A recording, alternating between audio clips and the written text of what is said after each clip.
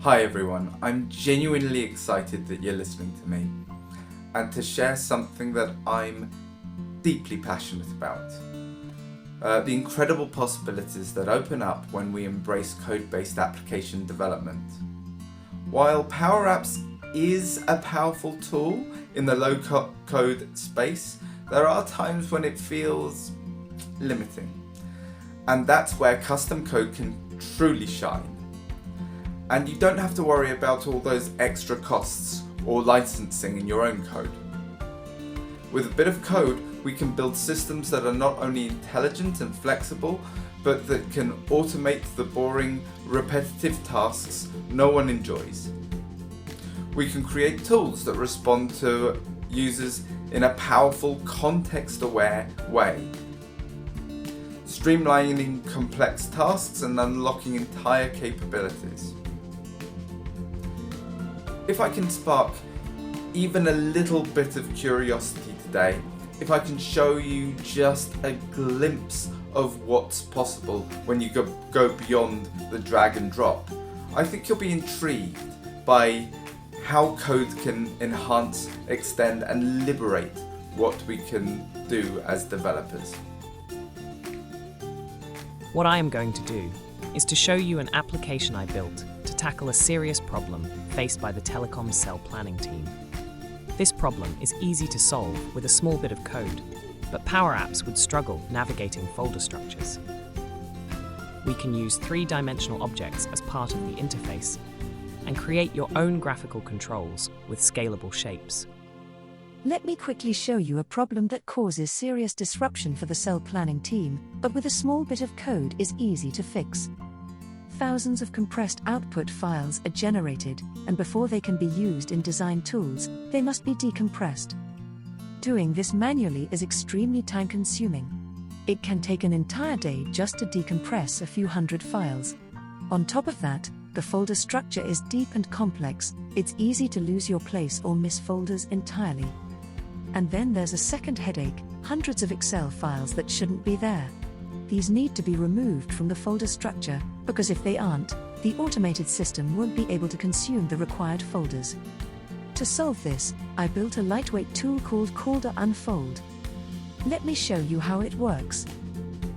First, we select a target folder using a familiar open folder dialog box.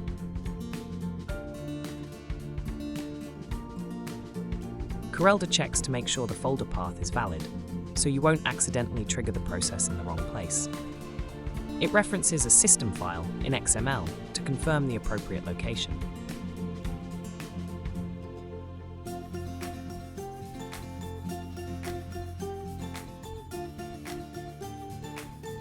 Now the fun part, the unfolding process. As you see on screen, you can drag the animated 3D zip file into the 3D folder. The zip icon rotates as it moves, and once it gets close enough, it automatically kicks off the process. Yes, you could just press a button, but where's the fun in that? Once triggered, the animation begins. Both the 3D zip and the UI react, giving the user clear feedback that the job is underway. You'll see the pencil. It rotates, changes color and size, and the light bulb expands and contracts, all giving a visual cue that progress is happening. Meanwhile, a progress bar fills from left to right, and you can see exactly how many files have been processed and how many remain. Your controls update too. The Unfold button becomes disabled, and the Cancel button becomes active, so the process can be stopped gracefully if needed. If any errors occur, like if a file is already open or a zip is corrupted, the app doesn't stop.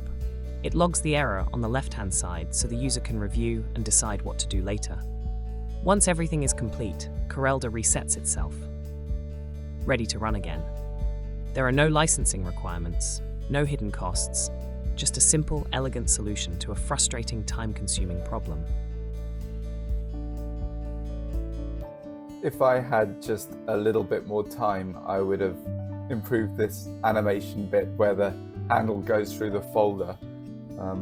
Maybe make the folder part come down a little bit more.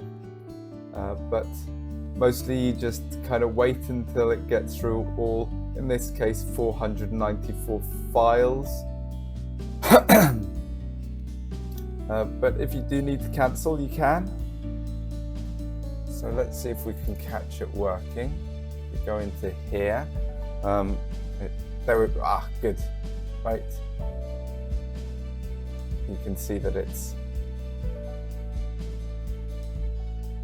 making its way through these files.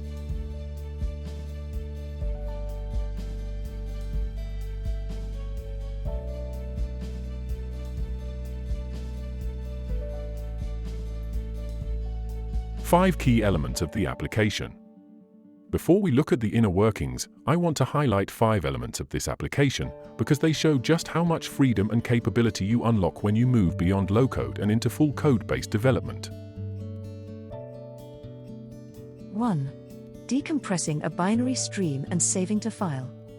This app handles compressed files at the binary level, reading, extracting, and saving them directly where needed. That's not something you can easily do in PowerApps, but with code, it's straightforward and reliable. As I'm sure you know, files, well, everything computer is made up of ones and zeros. This we can access through something called a binary stream. 2. Intelligent file cleanup. We're not just extracting files, we're also cleaning up. The app automatically removes the compressed files once they're processed, and it can identify and delete unwanted Excel files, including macro-enabled ones, that would otherwise break downstream automation. 3. Deep folder structure navigation. With code, you can recursively explore even the most tangled directory structures, safely and efficiently, which is essential for a task like this. For multi-threading for performance and responsiveness. This app runs multiple tasks at the same time. One thread handles decompression and file removal, another thread keeps the user interface responsive, updating progress, and allowing the process to be cancelled at any point. That kind of parallelism is critical in real-world tools. Now, there's a chance that you might not know what multi-threading is in an application. What it is a tool, a technique in which a computer program can do more than one thing at a time. So what computer programs normally do is they do step 1, step 2, step 3. Multi-threading means that you can do lots of things all at the same time. This is the simplest version of it, and what it means is that it allows the interface to be responsive. It can think about controlling the user interface whilst also doing a long-running task.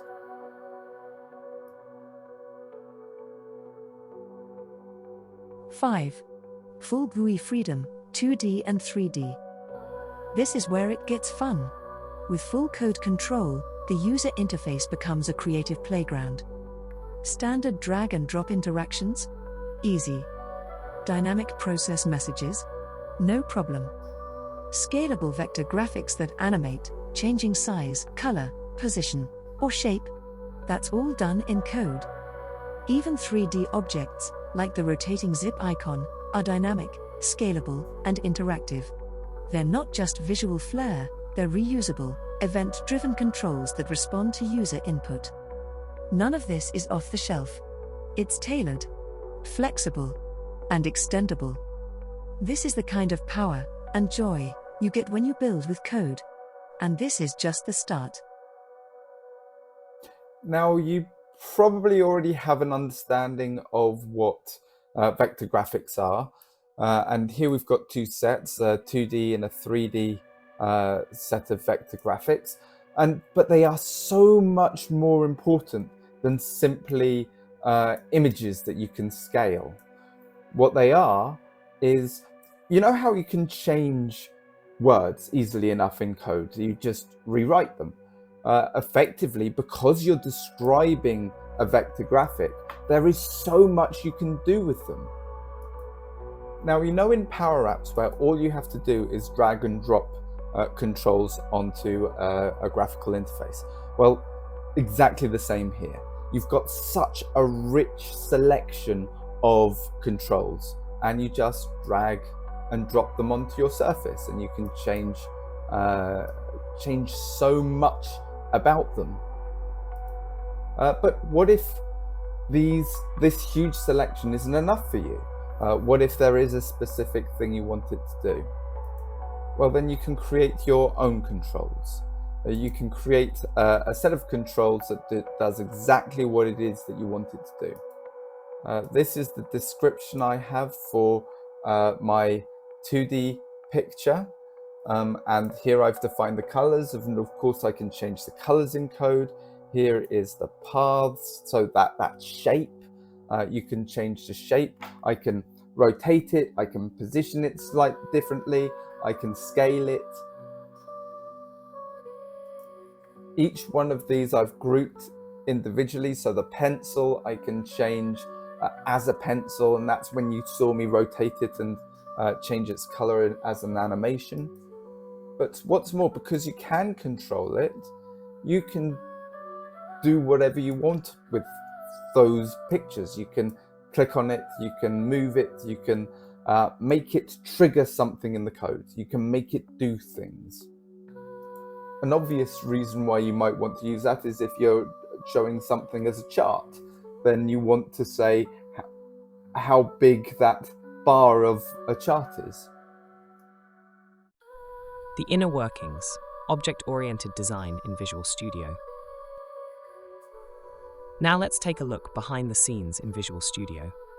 You'll see a number of components that make up this application. Each one has a specific role, and while it might look like more complexity at first glance compared to a Power App, in practice, this structure actually makes things much easier to build, understand, and maintain. That's because this application is written in Visual Basic, which is an object-oriented programming language. Now, what does that mean in simple terms? It means I create blueprints, called classes, and each class performs a specific task. It hides away the details of how it does that task, and instead provides simple, clear ways to control it from the outside. When I use a class, it creates something called an object. You've actually used objects many times already. Think about a button you drag onto a screen. That's an object. You don't have to know how a button is drawn, or how it knows when it's clicked. You just use it. And when it's clicked or hovered over, it can tell other parts of the application and trigger events in other objects. But here's where it gets exciting. These objects don't have to be just visual controls. They can be anything. You can think of them as miniature programs, each with their own job, their own rules, and their own way of communicating with the rest of the system. Let me give you a visual analogy. Imagine a swarm of small robots. Each robot is independent, it controls itself. But together, they cooperate to solve a larger task. In the same way, each object in my application might be doing something different, decompressing files, navigating folders, cleaning up data, or managing progress. But they all work together, following the logic defined in their class. This gives you huge flexibility. You can make as many objects as you like from the same class. You can reuse them across different projects. And because each class is focused on one job, the overall system becomes easier to build, test, and extend. In contrast, a Power App often hides this kind of logic away inside individual component properties, which makes it harder to trace and manage when the app grows. So yes, there are more pieces here, but those pieces are clear, modular, and powerful. And together, they create a system that's easier to scale and adapt, which is exactly what modern development demands.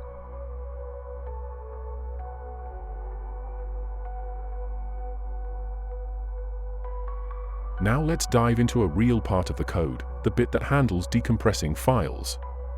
This is a class I've written called class_unzip. Its job is to find all compressed files inside a folder, including all subfolders, and unzip them cleanly, efficiently, and safely. This is debug mode in Visual Studio. You can use debug mode to see exactly what your code is doing, step by step. It makes working out what has gone wrong far easier. It runs independently on its own thread, which means it doesn't block or freeze the graphical interface while it's doing its work. This is especially important when working with large batches of files. We want the graphical user interface to stay responsive. It also keeps the interface informed, sending regular updates about how many files it's found, how many it has processed, and any errors it encounters along the way. Now let's take a look at where the magic starts, the method called unzip path. This is the entry point. The graphical user interface calls this method and gives it a folder path to work on. As soon as that happens, this object springs into life and launches its own dedicated thread. That thread will take care of everything from this point on. You can see here we start by building 3 separate lists. One for compressed GZ files, one for macro-enabled Excel files .xlsm, and one for standard Excel files .xlsx. Once we have those, we begin looping through each list in turn. Let's zoom in on the decompression loop. We're using something called a for each loop. This is a really common pattern in programming, and what it means is, for each item in this list, do something with it. In this case, the list is all the GZ compressed files we found. And the something we do is decompress them. The first thing we do is check if the cancel button has been pressed. We respect the user's choice to stop, and if that's the case, we exit the loop. This check is done using an if statement. That's a conditional. It's another fundamental tool in programming. It just means if a certain condition is true, then do this. If it's not true, skip it and move on. So in this case, the condition is, has the user pressed cancel? If they have, we exit the loop early, because the user wants the process to stop. If not, we prepare to unzip. We grab the full path of the compressed file, so we know exactly where to save the uncompressed version. We also grab the file name itself, and then strip off the GZ extension to create the name for the replacement. We store that information in something called variables, which are simply little containers that temporarily hold values while the program runs. That lets us reuse those values multiple times, pass them into methods, or display them in the interface. You'll see variables all over the place in any code. They're essential. So to recap, 1. For each loop lets us do something with every item in a list. 2. An if statement lets us make decisions based on conditions. 3. And variables let us remember and reuse information. These are the building blocks of most code, and once you understand these, so much more starts to make sense. Here's where the technical bit happens. We read the file as a binary stream. That's essentially a stream of ones and zeros, and while I can manipulate data at that level, if needed. For decompression, we don't have to. Instead, we use a built-in .NET library, zipstream, which handles the decompression for us. We take that incoming stream of compressed data, pass it through zipstream, and write the uncompressed version into a new file stream. If everything goes well, and almost all the time, it does, we then go ahead and delete the original compressed file. And of course, throughout this whole process, the class is 1. Reporting progress back to the graphical user interface. 2. Logging any issues it hits. And 3. Gracefully handling cancellation or completion. So while this all happens in the background, the user gets clear feedback that things are unfolding, literally, exactly as they should. This is just one example of how breaking things down into classes, each responsible for one task, helps keep the application clean, fast, and understandable. Now what I'm showing you here is just one small project, written using Visual Basic and Windows Presentation Foundation. But let me be clear, Visual Studio isn't just for making desktop applications like this. You can create almost anything you can imagine. Modern websites, web APIs that power apps behind the scenes, background services that run silently and efficiently, console or command line applications for automation and scripting, apps for mobile devices, projects using machine learning, massive database-driven systems, even embedding .NET logic directly into your SQL database, full 3D environments, including simulations and games. In fact, and this might surprise you, PowerApps is not powerful enough to build PowerApps, but Visual Studio is powerful enough. You can make the PowerApps platform using Visual Studio, and you're not limited to just one programming language. I've written in C#, Python, C++, JavaScript, SQL, But you can also choose languages like F# for functional programming, TypeScript for web apps, XAML for beautiful dynamic UIs. In short, once you step into this world, the kind of projects that you can produce will take your breath away.